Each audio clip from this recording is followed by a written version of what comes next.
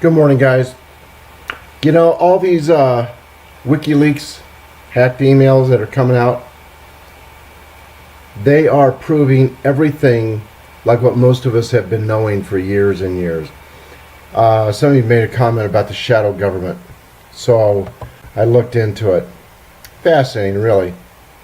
Now, we've all known about the shadow government, right? And here is Soros telling Hillary Clinton in an email what he expects done, how he expects it done, who he expects to be put in charge over in Albania, I believe it is, and it all gets done just as he wanted. And you know, it's now keep in mind though, Soros is not by himself. A lot of people think he is, but he's not. For example, Hillary, as she stated, she goes, the nice thing about having your office, my office, so close to the Council on Foreign Relations is that I don't have to go very far to find out what I need to do. I just go right on over there and they're just going to tell me. In other words, Soros is within the CFR, the Council on Foreign Relations. He is within the Bilderbergs, the Bohemian Grove Club. They're all together. These are not, they're separate, but they're not separate groups. They're all tied together. And there's well over 100 groups that are all tied together of extremely wealthy and powerful people. As it says here, new discovery from WikiLeaks DNC email cache exposes George Soros issuing orders to Hillary Clinton while she was Secretary of State, and a follow-up investigation reveals that Clinton carried out his instructions to the letter. Moving on, Huma Ahmadine implicating Hillary Clinton in the Clinton Foundation trade-off with Morocco and $12 billion commitment. As she tells John Podesta in an email, she goes, Hillary created this mess. She knows it. And, you know, it's just, it just goes on and on.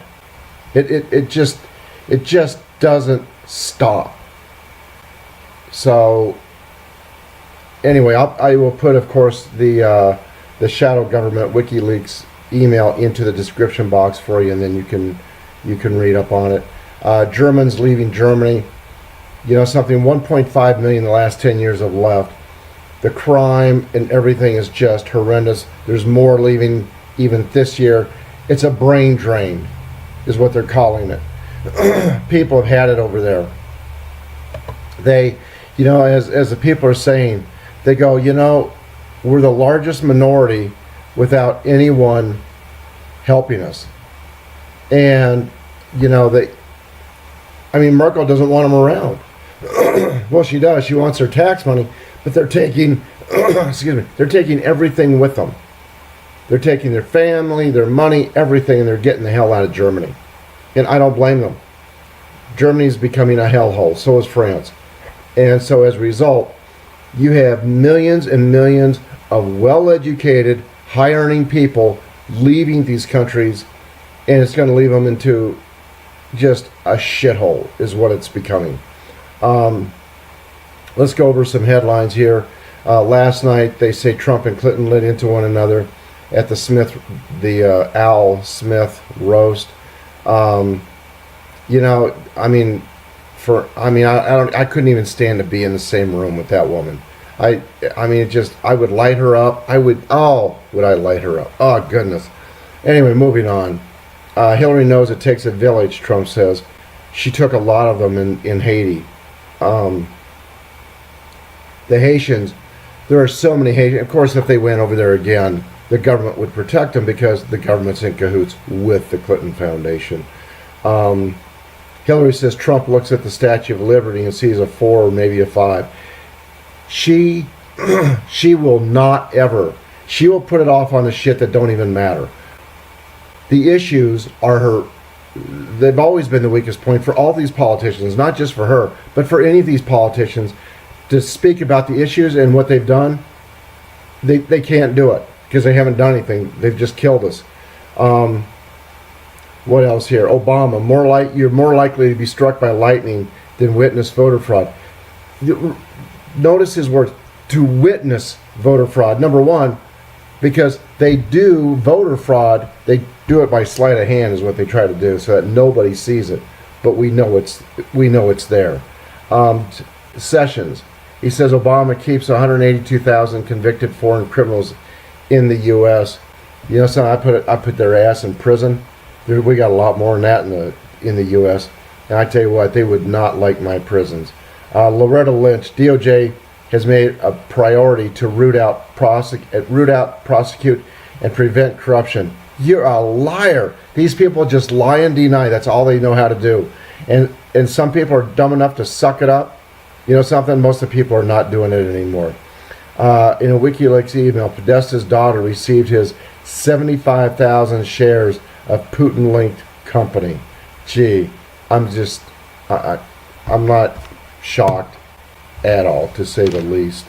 And then people want to know, in this letter that's gone viral, this nice letter to from Bush Sr. to Bill Clinton. They're like, why would he write him such a nice letter? You know, I mean, Clinton beat him, right? What people don't understand is this. Bush Sr. and Bill Clinton became good friends when Clinton was governor of Arkansas and Bush Sr. was head of the CIA. They were running drugs together out of Mena, Arkansas. They were never enemies. It was all set up for Clinton to come in and become president. That's why they were friends. They had business dealings. They had drug dealings together. Look it up. For those of you who are new and you don't believe me, look it up. Type in Bush Sr., Bill Clinton, doing drugs or selling drugs, Mena, Arkansas. Just look it up and you're going to go, and now I'm warning you, they have deleted a lot of the articles. So, and it's probably going to depend upon which search engine that you use.